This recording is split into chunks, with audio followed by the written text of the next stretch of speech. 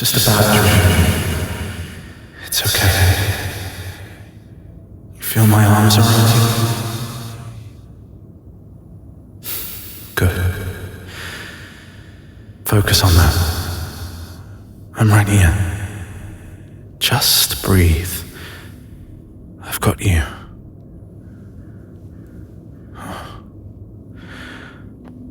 My poor sweetheart.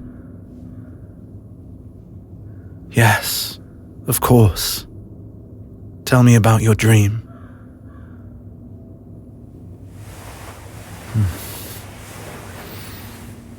Good Lord. That's horrible. I hate anxiety dreams like that. But hey, your brain's got it all wrong. In the real world, you'd never accidentally lock Dave in the basement for 10 years, and he's definitely not mad at you. Yeah, he's here, sitting on me. You know how cats can perch on your bladder and make themselves feel as though they weigh 5 tons? Turns out that ability doesn't go away, even when they're ghost cats. Well, he's fine, purring his silly head off like always and making love eyes at you. I know you miss him.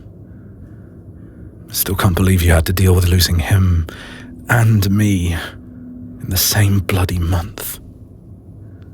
But we're not going anywhere, okay? Not without you. It's like I told the tall robed guy with all the eyeballs. There's no hereafter until we're all together. And that's that.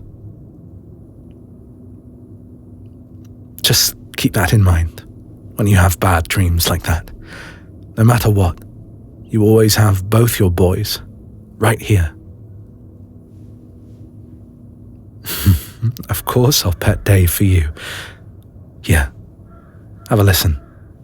Do you hear him? Oh, God. Now he's making scones on me. Come on, Dave. Put your claws away. Okay, you goofball. Oh, God, why are you so heavy? You're incorporeal. Get off of me. I'm up. I'm awake, I swear. Hey, you want to throw his mouse for him?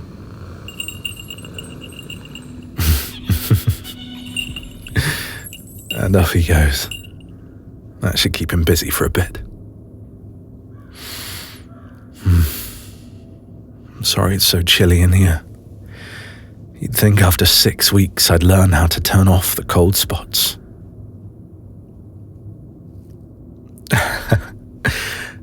I guess it will be useful come summertime, won't it?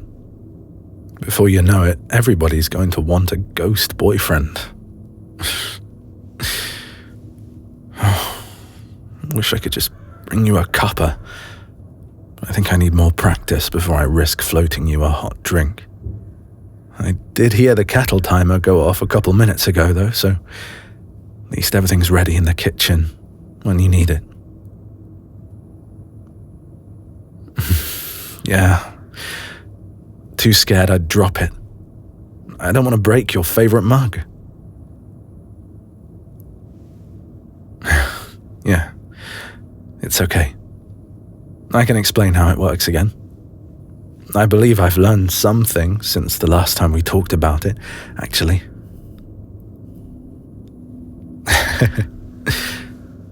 You remember when I was new and didn't know how to do anything and accidentally scared the piss out of you? God, I'm so glad you can laugh about that now, because I still feel pretty bad about taking almost a month to figure out how to talk to you. Anyway, so ghosts are creatures of will. It's all we have left. Everything we do takes immense concentration, and when that concentration wavers, that's when the spooky shit happens.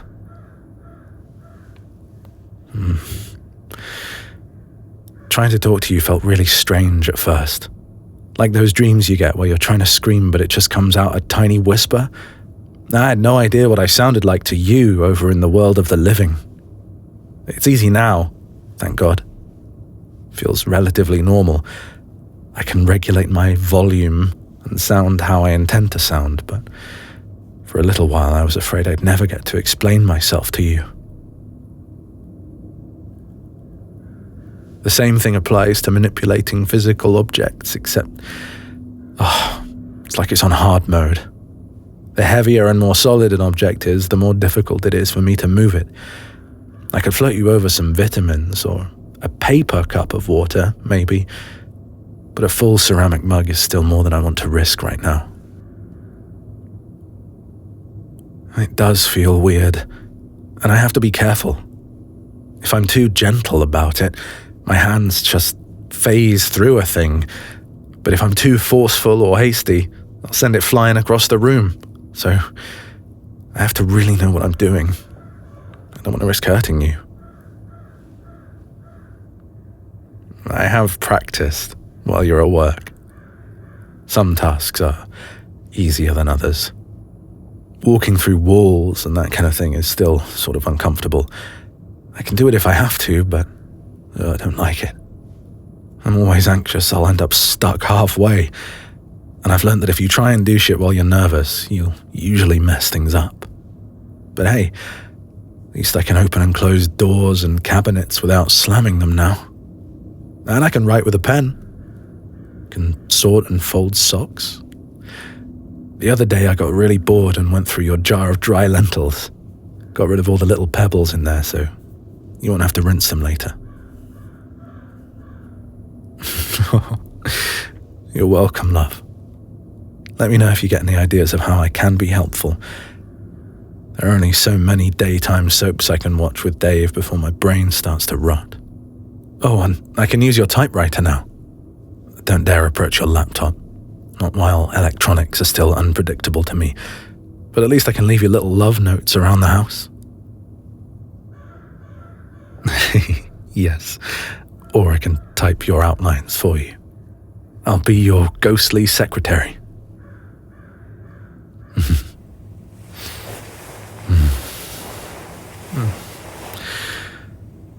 At least cuddling you is easy. I think it's because it was the first thing I really, desperately wanted to do. I saw you crying in the bathroom, and I was frantic to hug you. I was afraid I'd scare you again. Yeah, it was a bit awkward for a little while, wasn't it? I couldn't figure out how to make the light bulbs stop exploding, and the mirror kept wobbling, and the more I did, the more I kept scaring you, and that scared me. Man, I was so relieved when I found out I could still hug you and talk to you if I tried. It saved me.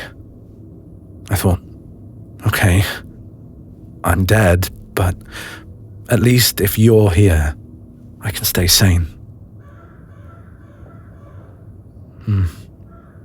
And touching you, that feels natural. It's the simplest thing in the world, to hold your hand. I don't have to exert myself at all. I wish I didn't feel so chilly, but maybe one day I'll find out how to fix that.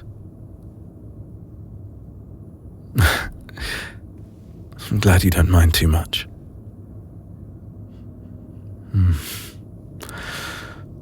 I wish you could touch me back too. But for right now, I'm just glad I can hold you and hear your heart beating. Sometimes when you're gone, my surroundings feel sort of muddled. It's not scary or horrible or depressing over here, it's just, you know, when you're out doing errands on a really dreary, rainy day, and all you want to do is go home and take a nap. Yeah, it's a bit like that. When you're not around, being here feels temporary, like you're at a bus stop, cold, sort of foggy, a little bit sad, but you have this impression that you're going to be somewhere warm and comfortable soon. Yeah, if it's like that all the time for other ghosts, I don't blame them for wandering off to find the hereafter. I almost did that when I first became aware of myself, but I wanted to check on you first and make sure you were okay. And after that, I didn't want to leave.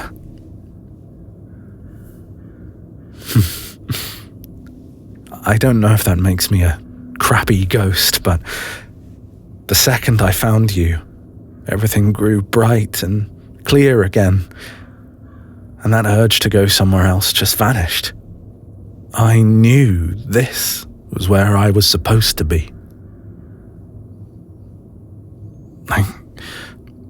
I know things have been looking a bit dire around here lately, what with the frigid temperatures and the walls groaning all the time, and all the corvids crowding the front yard, but I'm certain I don't belong anywhere else except at your side. I love you too, my angel.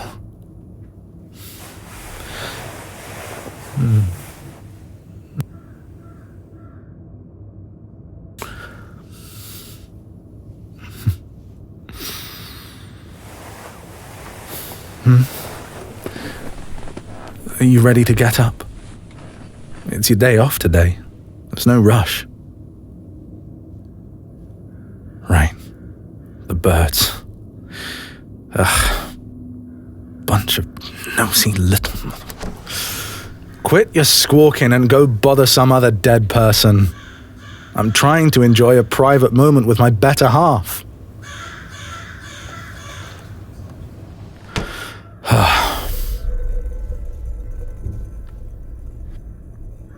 No, I'm pretty certain the ravens are here to visit me and not our adorable goth neighbour, even if she does feed them peanuts. Bet she's chuffed as hell about this spooky atmosphere around here, though. I don't know. Something about how they all stare at the same time like that. I swear those birds can see me.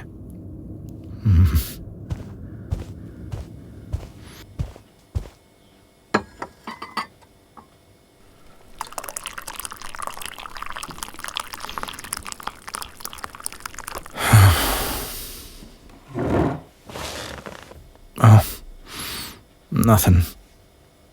Just you with your hands wrapped around your cup. You're such pretty hands. I never get tired of seeing your cute, sleepy face in the morning. Is it a bit hot? Let me try just touching the handle.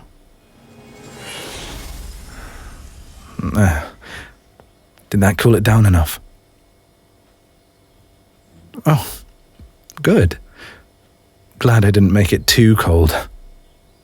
I think I might be learning how to finesse things a bit better. Yeah. You kind of inspire me. No, really. You do. And it's easier to perceive things when you're near, too. Right now, I can even get a whiff of your drink if I concentrate. Oh. It didn't even occur to me that it might work the other way round. What do you sense when I'm close by? Oh, Angel. It's a good thing you chose my aftershave then, huh? I'd hate it if you were stuck with some smell you loathed. Can you ever see me?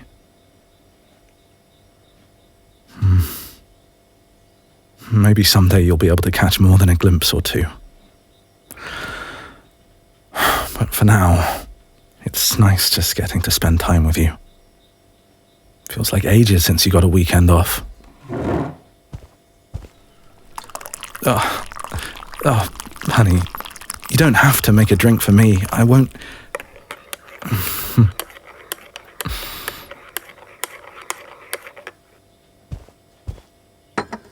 Thank you, sweetheart. God, I love the smell of your coffee. I wonder if... No. I can't taste it. My lips didn't even touch it. Still, it smells heavenly.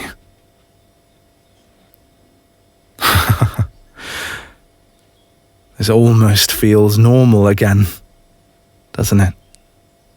Except for one enormous, crushing difference. Yeah, I get it. Sometimes almost normal can feel worse. Do you think it's too much, all of this? I wouldn't blame you if it was. I just worry about you. You've been so incredibly brave and accepting about everything, but I don't want you to hide it if it makes you sad. I know this isn't exactly the most ideal way to spend a relationship. I know it's not the worst way either. I'm just saying, if at any point you come to the conclusion that you'd be happier if you moved on and found some lucky living bloke to spend your time with, I'd understand. Really. This is so difficult and you've already suffered so much. I want what makes you happiest. Really? I'm your favorite secret? Blimey, you must really like me.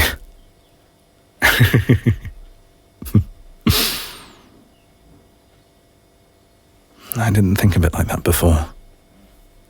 But yeah, I suppose having an invisible boyfriend keeping you company would feel pretty cozy, wouldn't it? And kind of sneaky, like we're teenagers making out under the bleachers again. God, I love you. I'm so glad you don't feel too lonely.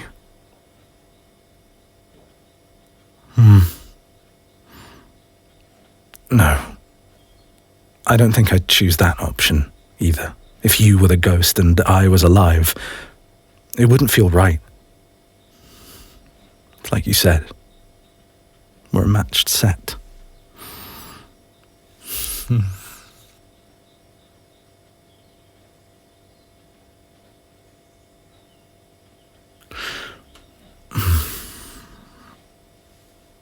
want to take this back to bed?